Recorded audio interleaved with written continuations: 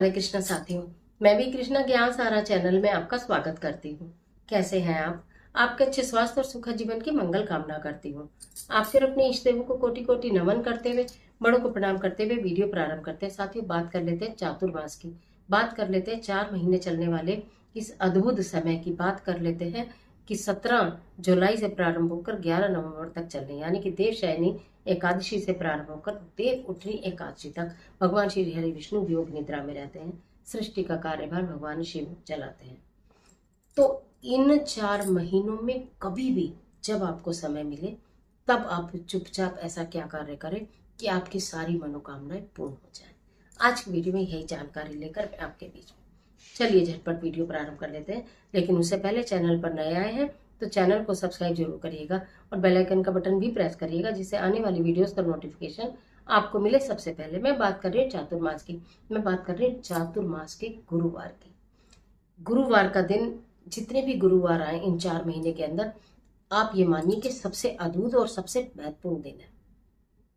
ठीक है, तो आपको प्रत्येक गुरुवार को क्या करना है, मतलब जो कुछ काम तो एक ही गुरुवार को करना है, बाकी प्रत्येक गुरुवार को। कहा जाता है जब भगवान श्री हरि विष्णु योग निद्रा में होते हैं तो माता लक्ष्मी जो होती हैं वो पृथ्वी पर भ्रमण करती हैं, और माता तुलसी माता की पूजा करने का विशेष विधान है।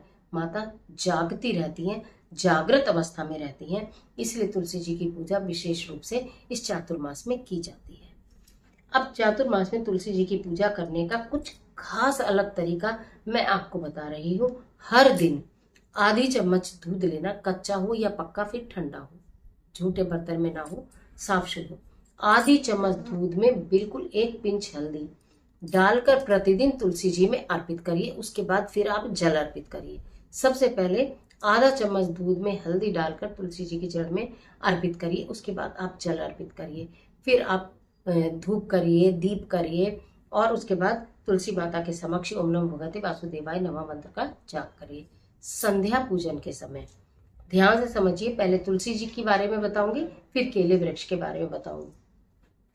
संध्या समय में आपको प्रतिदिन 2 दीपक जलाने। आप 2 पीतल के दीपक बना लीजिए, मिट्टी के भी रीयूज कर सकते हैं आप, और आप चाहें तो आटे के भी बना सकते हैं। 2 दीपक आपको बनाने हैं। एक में आपको एक तिल के तेल का दीपक बनाना है, और एक आपको घी का। 2 दीपक, गोल बाती, तिल का तेल और घी, समझ के 2 दीपक आपको जलाने हैं। 11 परिक्रमा करनी है ओम नमो भगवते वासुदेवाय नमः मंत्र का जाप करते हुए। माता रानी को इन दिनों पीली चुन्नी उड़ाने का विधान है, तो किसी भी गुरुवार में आप तुलसी माता को पीली चुन्नी उड़ा दीजिएगा जरूर। और एक कलावा, यदि आपने पहले अपनी मनोकामना के लिए कोई कलावा बांधा है तो उस कलावे को खोलकर आप वहीं जड़ में दबा दीजिएगा, और एक नया कलावा तुलसी माता के तने में अपनी मनोकामना, अपनी इच्छा बोलते हुए बांध दीजिएगा। ये देव उठनी एकादशी पे जब तुलसी विवाह भी होगा तब इस कलावे को खोल दिया जाएगा। यहाँ तक बात क्लियर हो गई। अब बात कर लेते हैं केले के वृक्ष की। केले का वृक्ष की पूजा ज्यादातर महिलाएं हर गुरुवार को किया करती हैं, लेकिन चातुर्मास में इसका महत्व और अधिक बढ़ जाता है। तब क्या करें, आप केले के वृक्ष को सींचेंगे, जल में हल्दी डालकर गुड़ और चने की दाल अर्पित करते हैं, सब महिलाएं अर्पित करती हैं। एक 11 गांठ लगाकर पीला धागा तैयार कर लीजिएगा। वो पहले ही दिन, जिस भी गुरुवार से आप प्रारंभ करें उस गुरुवार में आपको धागा बांध दीजिएगा। ठीक है, उसके बाद एक बेसन का या बूंदी का लड्डू लीजिएगा। बेसन का या बूंदी का लड्डू लीजिएगा, उसको 2 पीस तोड़ लीजिएगा, और उसके अंदर एक तुलसी पत्र रख दीजिएगा। एक तुलसी पत्र रख दीजिएगा, फिर पुनः पुनः उसे बंद कर दीजिएगा।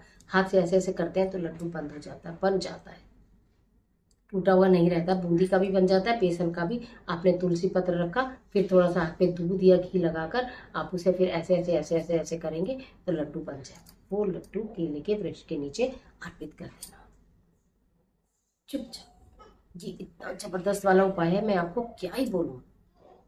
चातुर्मास में किया जाने वाला ये सबसे अचूक और जबरदस्त उपाय है, जो परिणाम भी तुरंत ही देता है।